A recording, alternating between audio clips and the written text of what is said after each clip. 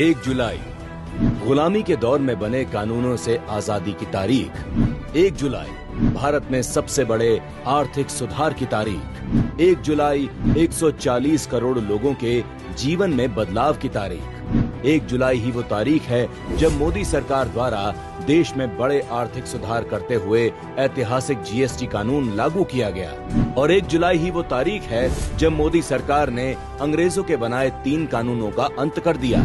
15 अगस्त 1947 को भारत आजाद तो हो गया, लेकिन आजादी के कई दशकों बाद भी देश का कानून उन्हीं नियमों के आधार पर चलता रहा जिन्हें सालों पहले अंग्रेजों ने बनाया था। भारत में कानून बनाने के लिए अंग्रेजों द्वारा समय समय पर लॉ कमीशन बनाए गए, जिनके आधार पर कानून की धाराएं और सजा का प्रावधान किया गया।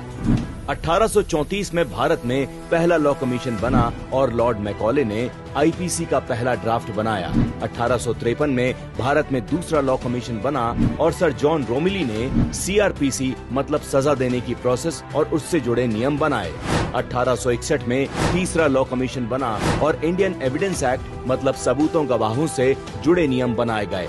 आजादी के 75 सालों बाद भी भारत अंग्रेजों के बनाए हुए सदियों पुराने कानूनों पर चलता रहा, लेकिन मोदी सरकार ने 21 दिसंबर 2023 को अंग्रेजों के बनाए इन कानूनों को बदलते हुए 3 नए कानून पारित किए, जिसे 25 दिसंबर को राष्ट्रपति द्रौपदी मुर्मू ने मंजूरी दी और 1 जुलाई 2024 से इन्हें पूरे देश में लागू कर दिया गया।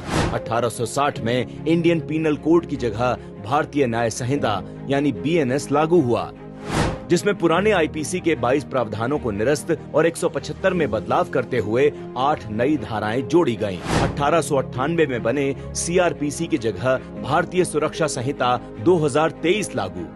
इसमें पुराने सीआरपीसी के 9 प्रावधानों को निरस्त 160 प्रावधानों में बदलाव करते हुए 9 नए प्रावधान जोड़े गए हैं।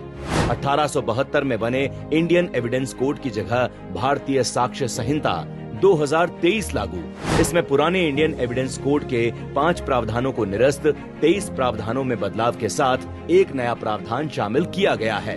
अंग्रेजों के बनाए इन कानूनों के अंत के साथ मोदी सरकार ने 170 सालों से चले आ रहे गुलामी के प्रतीकों का अंत कर दिया है और देशवासियों के लिए न्याय की राह को आसान बना दिया। 1 जुलाई ही वो तारीख है जब देश में जीएसटी कानून के 7 साल पूरे हो रहे हैं।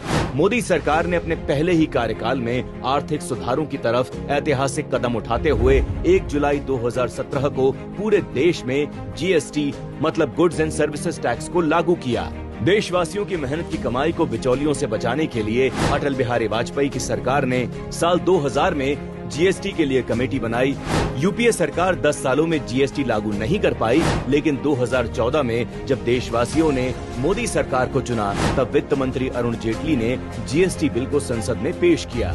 2016 में जीएसटी लोकसभा और राज्यसभा में पास हुआ। 1 जुलाई 2017 को मोदी सरकार ने पूरे देश में जीएसटी लागू किया। जीएसटी लागू होने के कुछ ही समय बाद इसके प्रभाव दिखने लगे। टैक्स चोरी पर लगाम लगी, बिचौलियों की भूमिका समाप्त हो गई और आम जन की जरूरत का सामान सस्ता हो गया। जीएसटी की सफलता और जीएसटी लागू होने से पहले टैक्स चोरी का अंदाजा इसी बात से लग जाता है कि कांग्रेस की मनमोहन सरकार के 5 सालों में जितना इनडायरेक्ट टैक्स कलेक्शन हुआ था, उससे ज्यादा टैक्स कलेक्शन मोदी सरकार में सिर्फ 2023-24 में हुआ है। और सारे रिकॉर्ड ध्वस्त करते हुए 2024 के सिर्फ अप्रैल महीने का जीएसटी कलेक्शन 2 लाख करोड़ को पार कर गया। ये मोदी सरकार की सफल आर्थिक नीतियों का ही परिणाम है, जिसने भारत को दुनिया की 5वीं सबसे बड़ी अर्थव्यवस्था बनाया है और हर क्षेत्र में हो रहे अविश्वसनीय विकास ने पूरी दुनिया को भारत की शक्ति का एहसास कराया है।